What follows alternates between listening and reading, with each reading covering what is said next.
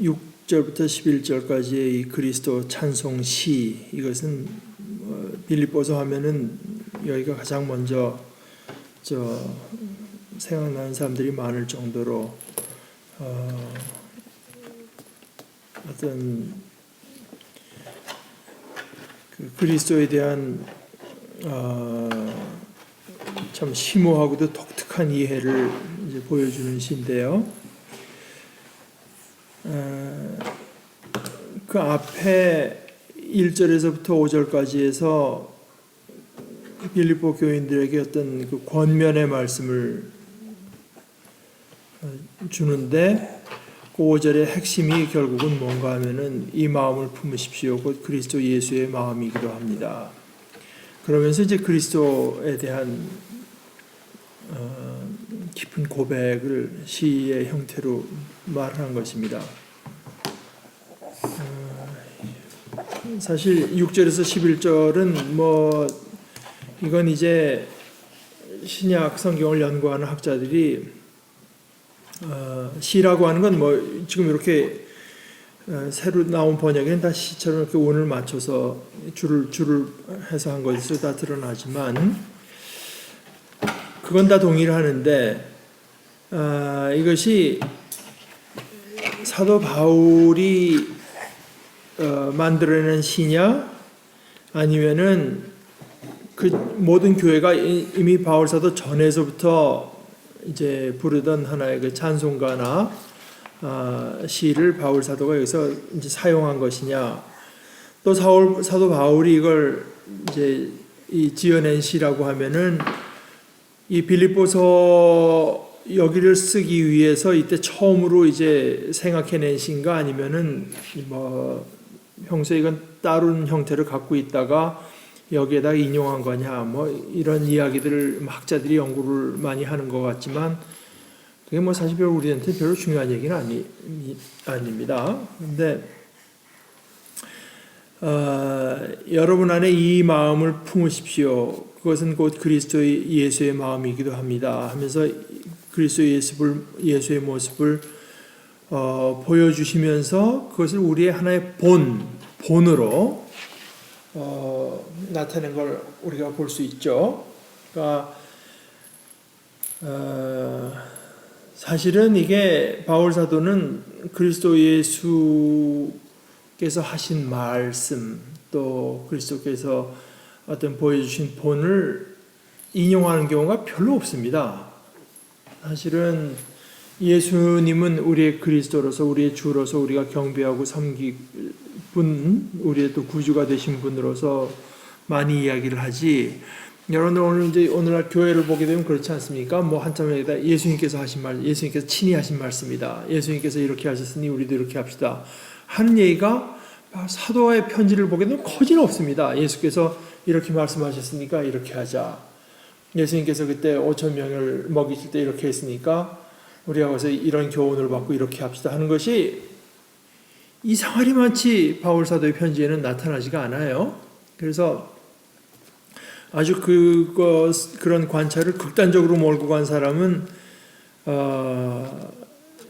예수님께서 오셔서 우리를 위해서 죽고 부활하셨다는 것 외에는 바울 사도에게 중요한 것이 없었다. 그렇지만 사실 오늘 이제 단적으로 보여주다시피 그리스도 예수의 그 사건을 해석해서 예수의 마음이 뭐냐를 그러니까 예수님께서 나는 마음이 온유하고 겸손하니 내 멍에를 메고 나를 따르라고 하셨습니다. 또는 나를 따르는 자는 누구든지 자기를 부인하고 자기 십자가를 지고 나를 따르라고 하셨습니다. 그러니 이렇게 합시다. 이런 식으로 예수의 말씀을 직접 인용을 하는 대신에 사도는 그리스도의 모습을 다 보면서 그것을 자신의 신학을 가지고 해석해 가지고 우리의 이제 본으로 내세우는 겁니다. 그래서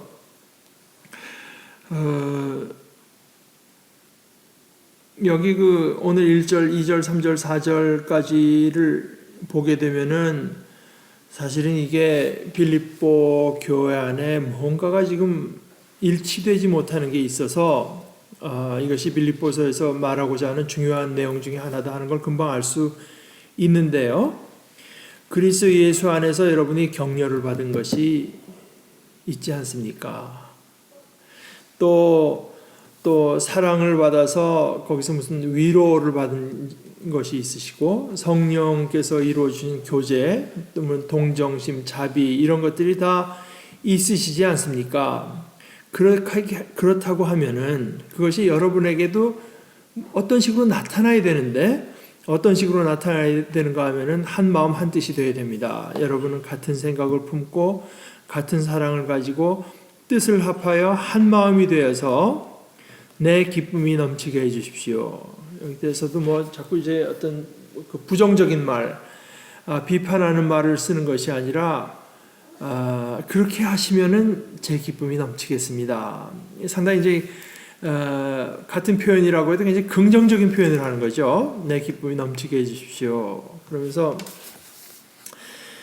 그렇게 하는 것을 방해하는 것이 뭐냐 보건대 경쟁심이나 허영으로 이것이 참 뭐 동서고금을 막론하고 다 우리 인간의 어떤 모습일 것이고 그런데 이제 우리가 말입니다. 그럼 뭐 사람 속에 그 경쟁심이 없느냐? 그럼 뭐 또 좀 그냥 뭐 누구나 다 있는 거 아니야? 뭐 이런 식으로 말하게 되면 그러면 좀 도저히 말릴 길이 없습니다. 근데 그 말을 하기 위해서 그 앞에 이제 그 얘기가 있는 거죠. 그리스도 안에서 여러분이 받은 격려가 있고 사랑으로 받은 위로가 있고 성령께서 이루어 주시는 교제, 동정심, 자비가 있다면 그러면 경쟁심이나 허영으로 하는 것을 당연하게 생각하면 안 됩니다. 인간이라고 하는 게 교회라고 해도 기왕이면 내가 다니는 교회가 다른 교회보다 뭔가 좀 그럴듯하다는 평판을 받고 싶고 뭔가 더 좀 인정을 받고 싶은 이런 생각도 있을 것이고 개인으로 말해도 그럴 것이고 또 심지어 하나 교회 안에서도 큰 교회가 되면 무슨 여러 부서가 있잖아요. 우리 부서가 그래도 다른 부서보단 또 칭찬도 받고 싶고 좀 존재감도 더 있고 싶고 그거 인간적으로 당연한 거 아니야? 근데 바울사도 이제 그걸 말을 하는 것입니다. 그걸 당연하다고 여기면 안 됩니다. 그러니까 여러분에게는 하나의 따라야 될 본이 있는 거 아니겠느냐. 그래서 경쟁심이나 허영으로 하지 말. 이것이 이제 복음의 생명력 중에 하나입니다.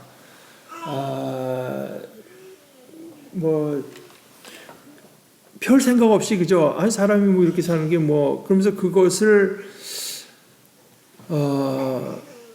우리의 신앙과 얼마나 어긋나고 배치되는가 하는 것으로 여길 줄 모른다면 그럼 사실 이런 권면이 하나도 마음에 닿게 이제 받아들여질 여지가 없죠. 그러나 바울 사도는 여기서 무슨 일을 하든지 경쟁심이나 허영으로 하지 말고 자기를 내세우고 이런 것으로 하지 말고 겸손한 마음으로 하고 자기를 낮추라. 여기서도 그렇잖아요. 예수님의 말씀이 여러 번 떠오르지 않습니까?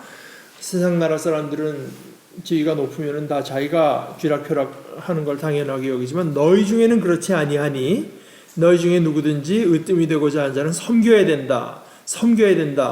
이제 그런 말씀 겸손한 마음으로 하고 이제 그런 것이 있는데 하여간 이건 상당히 신학적인 사고인데 저 같으면 그러겠어요. 저 같으면 같은 말을 해도 겸손하시 하는 대신에 예수님의 말씀을 들이대고 예수님의 어떤 권위에 호소하고 하면서 말을 할 텐데 바울 사도는 오히려 그걸 잘 안 합니다. 사실은. 그러나 그 로마서 12장이든지 여러 가르침을 보게 되면은 거기 깔리는 서브텍스트 예수님의 어떤 가르침과 교훈이 바울 사도에게 얼마나 이제 크게 작용하고 있는가를 우리가 다 볼 수 있는데 그러나 자기 말로 해요. 그러니까 이것은 저희 그 신학교 다닐 때 교수 얘기대로 예수 그리스도의 영, 그 성령이 지금 우리에게도 똑같이 역사하고 있다는 어떤 강한 확신으로밖에는 설명할 수가 없는 것 같습니다. 그리스도의 영으로 이제 말을 하는 거죠. 그러니까 바울 사도는 또 아마 그 문자와 영을 뭐 대비시키는 그런 사고가 강해서 그랬는지, 문자는 죽이는 것이고 영은 살리는 것이다. 예수님의 말씀도 그저 문자 그대로 하는 것보다 그것을 이제 해석해서 많이 우리에게 권면하는 것 같아요. 겸손한 마음으로 하고 자기보다 서로 남을 낮게 여기십시오. 이 부분은 참 사실은 이게 어떤 사람을 셀렉트해서 여러분보다 나은 사람을 자꾸 바라보십시오 이런 것이 아니라 그냥 그 한국식은 뭐지? 불특정 다수인 뭐 누구든지 다 여러분보다 낮게 여기라고 하니까 이게 과연 어떻게 하라는 소리냐? 낮다고 하는 것이 과연 여기서 뭐냐? 나보다 더 중요한 사람으로 여기라는 거냐? 아니면은 그 사람의 뭐 의견이 항상 나보다 다 낫다고 그런 말은 아니겠죠. 로마서 같은 데 봐도 강한 자가 마땅히 연약한 자의 약점을 감당해야 된다. 그러면은 이건 다시 말해서 자기 보기에 나보다 여러 가지 이제 사실은 생각하는 것이 좀 미숙한 분들이 있을 때, 그때 이제 잘난 척하지 말고 더 스스로 낮게 여기지 말고 그 사람의 그 약점을 스스로 감당하는 태도로 나아가야 된다고 했을 때는 강한 자가 약한 자를 보고도 저 사람이 저렇게 하니까 저게 나보다 나은 태도고 의견이겠지 이렇게 한다면 이건 정말 좀 이상한 얘기가 되어버리는 거죠. 그래서 그건 아닌 것 같은데 그러나 여기서 말하는 게 이제 하나의 태도에 있어서 자기보다 서로 남을 낮게 여기십시오. 또 그렇다고 해서 우리가 이해가 안 되니까 이건 그냥 지나가자 하기도 좀 곤란하고 하나님의 말씀을 받으면서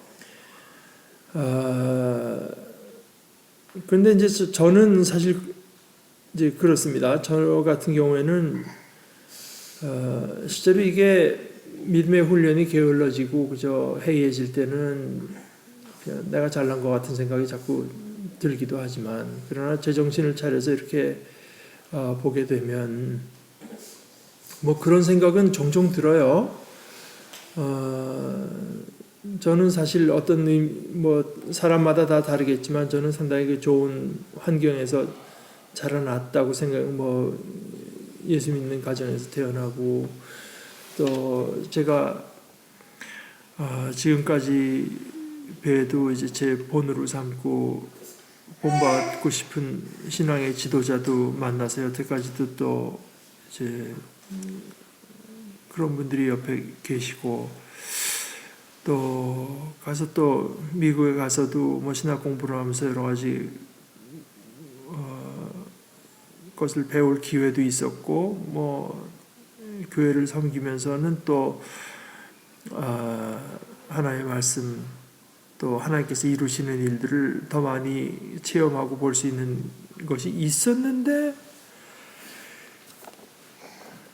내 현실은 이렇구나 하는 생각이 이제 많이 듭니다. 그러니까 다른 분들 정말 하나님께서 이렇게 많은 은혜와 권면과 기회를 주셨는데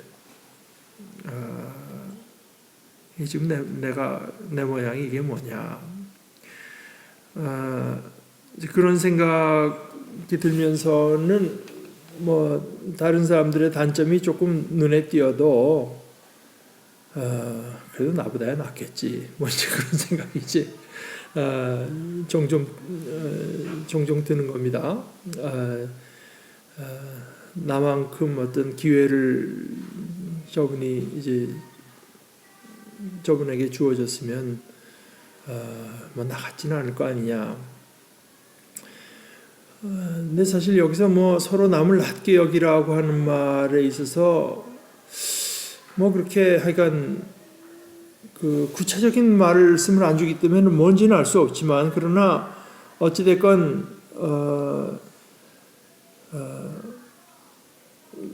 그분이 하는 생각이나 태도나 모습에서 정말 그 나보다 나은 것이 있을 것이다 하는 것을 이제 찾아내는 그런 자세는 굉장히 필요할 것 같아요. 그러니까 리스펙트 하는 건데, 리스펙트, 존중하는 것도 되고, 사실 생각해보면 그렇거든요. 내가 당하는 입장에서는 그게 이제 쉽게 마음에 와닿는데, 나는 틀림없이 뭔가 내가 좀 새롭게 한 생각이 있고 해서 말을 했는데, 상대편이 내가 말한 거를 에서 반응을 보일 때 보면은 잘 안 들었다는 게 분명한 거야. 잘 안 듣. 내가 말한 무슨 내용을 잘 듣지도 않고, 뭐 그건 뭐 별거 아니다 이런 식으로 하면은 꼭 굉장히 억울하고 오래 가요. 또 억울한 게. 그러니까 잘 듣기만 했어도 잘 들었고 내가 말하려는 포인트에 대해서 그거는 이제 뭐 포인트가 있는데 그것보다는 이런 식으로 생각할 수 있다고 해서 내가 납득할 수 있었으면 정말 내가 생각 못한 부분이 있었구나 납득할 수 있었으면은 별로 억울하지도 않고 참 뭐 배운 기쁨도 있고 좋은데 틀림없이 있어 말했는데 가만 봐도 저분은 자기 수준에서 생각을 하고 나서는 그냥 뭐 내가 한 생각보다 뭐 나은 생각이 있겠느냐 하는 식으로 내 말을 들었기 때문에 내가 말한 것의 포인트를 이해를 못한 것 같다. 이런 경우도 저는 이제 뭐 자주는 아니지만 가끔씩은 이제 느끼거든요. 이제 그런 것들 서로 자기보다 남을 낮게 그러니까 저분이 지금 하는 말이나 그 생각이나 태도에 뭔가 내가 배울 것이 있을 것이다. 그러니까 이제 이게 C.S. 루이스가 그리스도인의 겸손에 대해서 말을 하면서 자기는 그 겸손 기독교에서 말하는 겸손이라고 하는 것이 어떤 형태로 나타날까? 겸손한 사람은 어떤 모습일까? 자기 생각에는 유쾌하다나 명랑하다 그랬나? 하여간 명랑한 태도로 상대편의 이야기를 주의 깊게 듣는 형태로 이제 겸손이 나타날 것 같다. 이제 그렇게 말을 했습니다.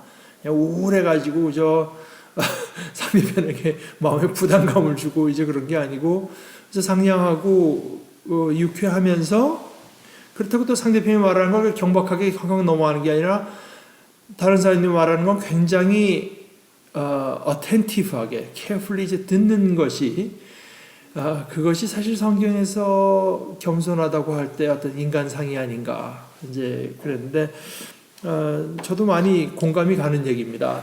다른 사람이 나보다 굉장히 중요하다고 한다면 그 사람들 앞에서 괜히 인상 쓰고 그냥 분위기를 완전히 이렇게 찌푸려진 분위기로 갈 생각이 못 들겠죠.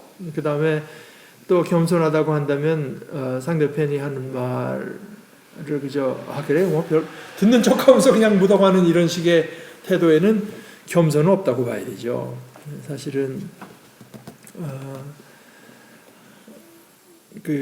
그이가 그런 생각을 했다는 자체가 이제 이 겸손하다고 하는 것 이제 오늘 이런 부분이 사실 언뜻 받아들이기 참 쉽지 않기 때문에 남을 어떻게 남보다 낮게 여길 수가 있나. 어떤 때는 보게 되면 뻔히 저 생각은 참 미숙한 생각에서 나온 게 뻔할 것 같은데 뭐 이제 그런 경우를 생각하면서 과연 성경에서 요구하는 겸손이라고 하는 게 과연 뭘까 하는 생각을 해본 결론일 거라고 봅니다. 그러면서 자기 일만 돌보지 말고 다른 사람들의 일도 돌보아 주십시오. 이것은 이제 뭐 갈라디아서에도 여러 번 나오지만 각자 자기 짐을 푼들어 서로 남의 짐을 져주라 하는 이야기가 거기도 있는데요. 그런데 보세요. 이게 뭐 마음을 같이 한다고 하는 거는 사실은 뭐 사기꾼들도 모이면은 마음을 같이 우리가 어떻게 하면 저 어카운트에서 우리 구자로 옮겨올 것인가 마음이 일치할 수가 있습니다. 뭐 그 일치한다고 해서 다 되는 것이 아니라 그 일치하는 어떤 그 본이 그러니까 그리스도 예수의 모습을 보면서 우리의 일치를 도모해 가야 되는데, 그리스도 예수께서 자기를 낮추신 것, 그러니까 낮추셨기 때문에 이제 일치할 마음 자세가 되는 것도 있고, 우리가 일치하는 어떤 목표가 그 그리스도의 마음이 이제 될 수도 있는 거겠죠. 그러면서 결론적으로 여러분 안에 이 마음을 품어야 됩니다. 그러니까 저는 사실 이 2장 5절의 말씀, 그러니까 6절에서부터는 그 내용을 말하지만 5절의 이야기도 우리가 심각하게 생각해 봐야 된다고 봐요. 그리스도의 마음을 품어야 된다. 그리스도의 마음을 품어야 된다. 그러니까 자꾸만 그 생각이 안개처럼 사라져 버릴 때가 많거든요. 그리스도의 마음을 품어야 된다는 그 생각이 그저 내 머릿속에서 그냥 깨끗이 지워져 버릴 때가 있는데, 그것부터 그리스도 예수의 마음을 품어야 되겠다. 그래서 6절에서부터 11절은 뭐 이제 우리가 다 오늘 생각해 볼 수 있을지 모르겠지만, 여기는 제가 그저 공부해 본 바로는 뭐 번역의 문제도 있고 이제 여러 가지 그 신학적인 문제도 생겨나는데요. 뭐 시간 되는 대로 한번 보기 위해서 한 가지만 생각해 보세요. 그는 하나님의 모습을 지니까 하나님의 본체라고 돼 있죠. 모르페라고 해서 이제 모습이셨습니다만은이라고 번역됐지만, 이것도 어떻게 보면 모습이기 때문에 이렇게도 번역할 수 있다는 거죠. 그러니까 벌써 이 번역이 힘들어지는 겁니다. 그런데 우리대로 이제 한다면, 하나님과 똑같은 분인데도 하나님과 내가 하나님의 지위에 있다, 하나님과 같은 레벨에 있다, 이거를 이제 나는 그러니까 뭐 이건 this is the way I am, 여기는 이제 난 이런 존재야, 이렇게 하지 않고 이걸 그저 영어로 소위 take it for granted, 뭐 당연한 걸로 여기질 않으시고 오히려 자기를 비워서 종의 모습, 그러니까 하나님의 우리가 보통 말하는 영광스러운 뭐 하늘 보좌를 비우시고 땅으로 내려오셨다. 그래서 이제 케노시스라는 여기 비움의 신학인데요. 자기를 비워서 섬기는 그러니까 하나님은 섬김 받는 거 아니겠습니까? 그러나 종의 모습을 취하시고 사람과 같이 되셨습니다. 그러니까 여기서 이제 어떻게 생각하면, 그렇게 본다면은 예수님은 더 이상 하나님이기를 중단하고 사람이 되셨다. 근데 이건 사실 우리 기독교 신앙하고 좀 다릅니다. 우리는 예수님은 하나님이시면서 인간이시라고 생각하는 거지, 하나님이시길 중단하고 인간이 되신 건 아니거든요. 하나님이신데 이제 인간이 되셨다. 이게 뭐 참 설명하기가 어려운 이야기지만 뭐 그렇게 보는 거기 때문에 여기 그 비운다고 하는 게 과연 무슨 뜻이겠느냐. 비운다고 하는 게 사실은 이제 하나님이시면서도 인간으로서의 어떤 온갖 그 제한을 받아들이셨다고 하는 데 있어서 그것을 이제 비웠다고 표현하는 정도로 이해해야지, 더 이상 하나님이시기는 중단하고 사람으로 되셨습니다, 이렇게 한다면은 이건 좀 얘기가 달라집니다. 그래서 이제 또 하나 그 가능성은 뭐냐, 이건 전혀 다른 식의 번역이고 생각이지만 사실 뭐 내용에서 크게 다른 건 아닌데, 하나님이시기 때문에 하나님과 동등함을 당연하기가 아니라 우리 옛날 번에 취한다고 이제 말했잖아요. 이 탐 라이트가 말을 하는데 여기 이제 그 사람의 해석도 그래요. 이거는 하나님과 같다고 하는 게 무슨 뜻이냐? 보세요. 하나님과 동등하다고 하는 것을 이게 무슨 뜻이냐? 하나님답다고 하는 게 뭐냐면, 보통 생각하면 하나님답다고 하면은 온 만물이 그 하나님을 경배하고 그 앞에 꿇어 엎드리고 하는 것만 생각하지만, 예수님은 오히려 그것보다 하나님이 하나님답다, what it means to be God 하는 것이 이 뭘 자꾸 취하는 것으로 여기지 않았다. 그러니까 하나님은 뭐 부족한 데가 없는 분 아닙니까? 하나님은 뭘 더 취해야 되는 분이 아니거든요. 그러니까 뭘 부족하니까 어디서 뭘 더 가져오고 인간의 영광도 더 취해야 되고 뭐 헌금도 더 많이 갖다 바쳐야 하나님께서 뭐가 아쉽고 뭐가 부족한 게 뭐 있겠습니까? 하나님은 그런 분이 아니라 하나님이라고 하는 그 하나님의 신성이라고 하는 거는 자꾸 자기를 비우는데 자기를 주시는 데 있는 거다. 이제 self surrender라고 이제 지금 카톨릭 신학자 중에 폰 발타자르라고 하는 사람이 그걸 아주 밀고 나가서 표현하기를 전능하신 하나님, 그 하나님의 전능도 얼마든지 자기를 비우시는 그 전능함이라고 그 사람이 이해한 거예요. 하나님의 전능하심이라고 하는 게 뭐 죽은 자도 살릴 수 있고 뭐 그런 의미에서 전능도 있겠지만 하나님은 도대체 말릴 수가 없다. 언제든지 자기를 비우 사랑의 하나님. 그러니까 그 발타자르의 신학 같은 데서는 그러니까 전능하심과 하나님은 사랑이시라고 하는 게 거진 동의어처럼 되어 있는 겁니다.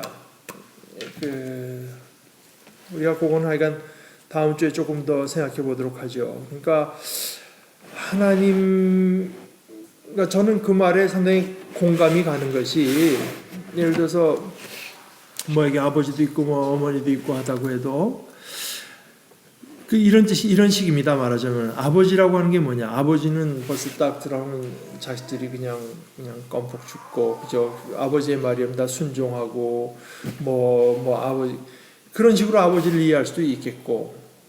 그럼 아버지는 뭐냐? 아버지는 자식을 위해서는 뭐든지 다 내줄 수가 있고 뭐든지 할 수가 있다. 얼마든지 낮아져도 그러니까 그럴 때 그 사람이 그것이 아버지다운 거다. 아버지답다고 하는 게 뭐냐? 아버지답다고 하는 게 자식들을 위해서 뭐 보호도 해주고 어떤 롤 모델로서도 할 수 있고 뭐 그런 능력에서 그 아버지답다고 하는 걸 이해할 수도 있을 것이고 그러나 신약 성경의 독특한 것 중에 하나는 아주 독특한 것 중에 하나는 아버지답다고 하는 것을 오히려 그것보다는 더 그건 다 그게 아니라고 하는 것이 아니라 그건 다 인정하면서도 오히려 아버지답다고 하는 것을 자식이 어리석고 미련하고 해서 이제 사고 치는 거를 다 자기가 감당하는 모습에서 그건 아버지 아니면 누구도 못하는 거다 말입니다. 그러니까 저분이 아버지다 하는 이제 그러니까 여러분 이제 이 대표적인 게 어디로 가겠습니까? 예수님 십자가에서 나오는 거예요. 그러니까 예수님 십자가에 달렸을 때 사람 밑에 사람들은 넌 저 하나님의 아들이라면서 아니 그거 하나 해결 못하면서 무슨 하나님 거기서 로마 병정 몇 하고 탁 어떻게 하고 내려오면 우리가 믿어주겠다고 하는 것이 사람들의 하나님이라고 할 때 그 정도 능력은 돼야지 이 사람아 이제 그런 것이고 그러나 우리가 기독교 신앙에서 볼 때는 하나님이시기 때문에 저렇게 무력하게 십자가에 달려 있는 거거든요. 우리는 하나님답다 하나님이시라고 하는 것을 바로 그렇게 모든 걸 희생하실 수 있고 주실 수 있고 버리실 수 있기 때문에 정확히 우리가 거기서 이제 하나님의 신성 하나님 되심을 이제 보는 것인데 그래서 이제 십자가의 신학이라고 하는 건데 그건 뭐 굉장히 중요한 이야기니까 우리가 다음 주에 한 번 더 오버랩해서 한 번 더 생각해 보시면 좋겠습니다.